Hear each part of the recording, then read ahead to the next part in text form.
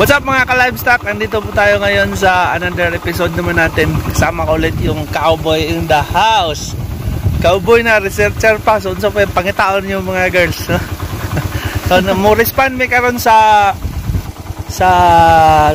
possible nga dystocia nga nag-ungong ang nati sa kinahayop sa baka. So stay tuned lang sa episode. Sa site magtatagalog na lang ako kasi marami na akong Tagalog na viewers. So sa mga Bisaya, pasensya na niyo ang Tagalog kaya I'm not very fluent in speaking Tagalog or English. So this is ito yung pasyente natin, yung kaso natin, dystocia.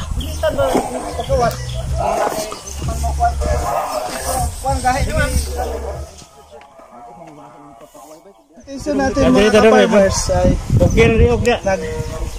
isa bra. Ang presentation natin na isang paa, isang ulo. So gagawin natin dito, ibabalik natin to, kunin yung isang paa sa loob. Sige.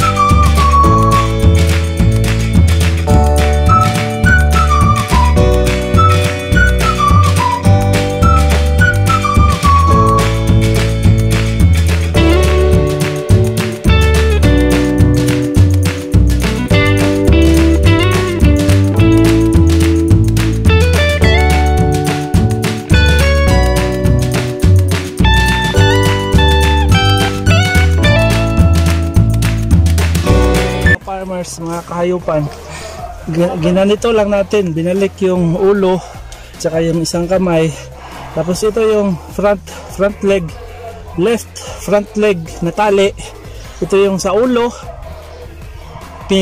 tinusok natin yung mandible, at saka ito yung ilalak na natin sa right foreleg. So hilain natin to sa loob para mag-lock na, no? So yun, nakalak na. Tapos maghihila na tayo. So yung paghila natin, downward motion, no? Downward motion yung paghila natin. Downward motion tsaka constant pressure na paghila. Ialalay sa sagbot na ikot pa kay dinala pisa. No? Ilalay sa pwede na sagbot kanina importante yung mabukad pag-utong ng inay. Mano yung nakauna na kayo ni siya. So di na kayo nato ko ano, safety naman eh. Ahamay ko na ni. Pag-ulo iapas. Paminaw sa ka, iapas ang ulo. Ang tunga. Oh, tunga apas. Ano ko dito? Kanilang pag moingon ko birahan na din ni kay dili man ni pwede mabili ning wala. So muna ni gamay pag moingon ko bira din ni Sige. Yeah. Sunod din ko sa ikatulo kay. Okay, bira ulo. Okay. Oh! Wala ka tel! Wala! Right ka tel! Kani! Bira! Kana! Ulo! Bira tanan! Ubos! Sige, ulo! Okay na ni! Ulo! Okay! Ubos na ta! Tanan! Ha! Sila ulo! Sige ako! Ulo, kana! Sige. Ulo, kita na tanan! Okay, kaya! Video! Ayun! Oh, ganun lang ba ka? Ganun lang ka ano? Maalala namin dito ang hibutan dito kasi mahirap na iikot dito sa ulo. So dito na lang sa mata, i-anchor niya sa mata kasi patay na siya, no? Ito lang successful yung pagbira natin. Kurma ka, no? So, salamat. Salamat sa Diyos. Gagawin natin dito. Post operative care, wag muna natin tong galawin. Wag muna natin tong galawin kasi mag-bleeding yan pag ano, mag-bleeding yan. Mag-bleeding yan. So, ang gagawin lang natin yan dyan ay inject tayo ng antibiotics, tapos inject tayo ng oxytocin at saka vitamins. At once na mga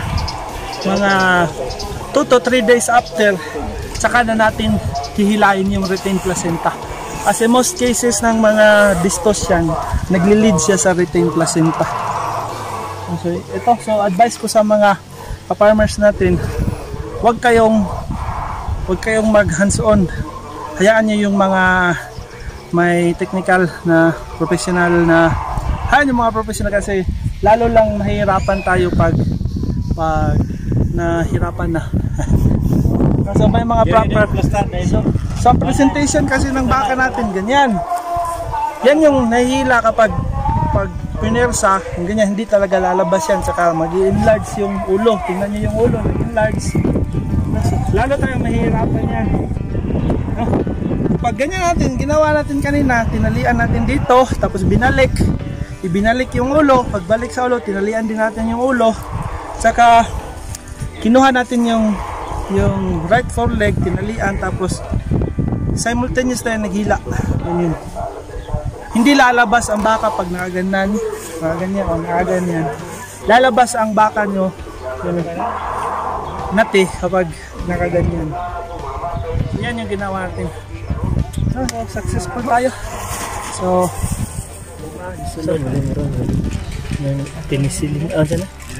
Isulod na dito sa, ipasok yan sa loob ng matres. Ikatag. Para further infection, may iwasan natin sa further infection. No? Ganyan lang. Kita natin yan si Gio, nag-withdraw ng penicillin. Nag-withdraw na tayo ng 10 ml na IDE. Sa infection, lagay natin ng Uterex na nag-inject ko tayo ng Gio Boy. So mga ka-farmers, okay na tayo. Successful yung rescue natin sa baka. Doon yung nati. Napano natin.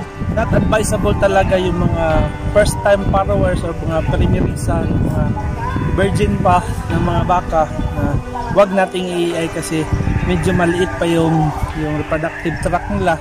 Advice na ipaanak muna sila naturally at saka sa susunod na panganak saka na-AI. Pero pag wala talagang choice, isa talaga to na risk yung discos niya kasi masyado malaki yung mabuo na anak. No, so pag nagkaganyan yung hayop nyo, tawag na agad sa mga pwede matawagan yun. At saka yung unang-unang yung gagawin pag nakita nyo na aanak na yung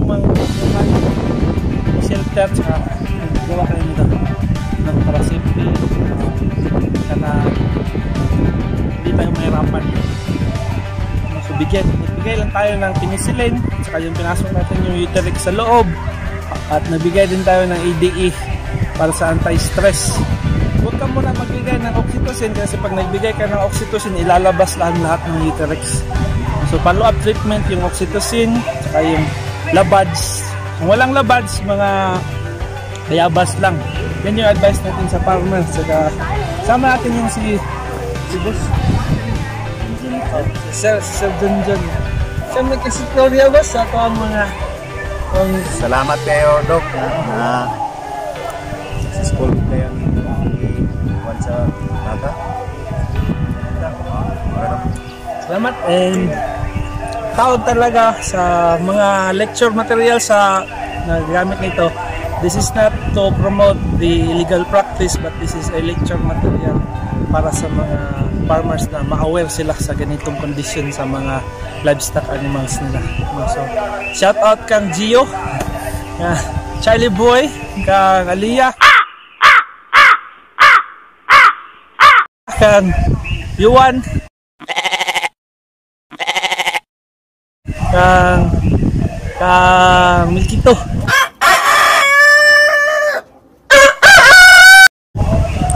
Kang Barcia o Carlito o si Mayo Banda o sa akong anak nga gwapo kasi sa asawa. I love you. Ano to, successful gid ato ang patience lang gid siya sa trabaho, patience siya. Dili ginadali ang pagkuha sa distosya. Salamat gid kaayo gid sa sponsor sa kaning video, sa sponsor sa kani. Sponsor, salamat kayo. Shout out sa Ariat. Oy, Ariat. Nami dure. Ariat nami dure. Kapabot ra sa inyo. So, salamat nindot yung kay Ariat pa. Kay sa pamati di kakapuyon. Di pod sakit mo ang tiil. Basta lami kay feel gid ba sa Ariat. Sa Ariat, shout out. Ariat. Oh, Ariat. So, shout out gid ay sa akong boots, rubber boots. Lamig gid kay siya. Pero mas lamig gid ipulihag Ariat. Ariat oy. Oh, sponsor niya. Ariat, sponsor niya.